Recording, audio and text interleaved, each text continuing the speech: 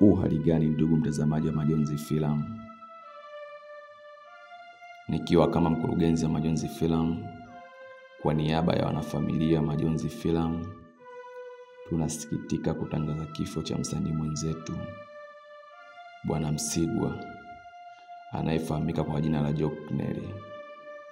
Kifo chake kimetokea tarehe 4 mwezi wa 6 2025. Kifo chake kimesababishwa na ajali ya bodaboda, ambaye yeye alikuwa anaendesha bodaboda.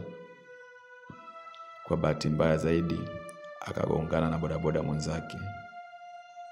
Tukiwa kama wanafamilia Majonzi Filamu, tumepokea kwa masikitiko makubwa taarifa hii ya msiba, na tunatoa pole kwa ndugu na jamaa walioguswa na msiba huu. Sisi tulimpenda, ila Mungu amempenda zaidi. Kazi ya Mola haina makosa. Mbele yake, nyuma yetu. Jina la Bwana lihimidiwe.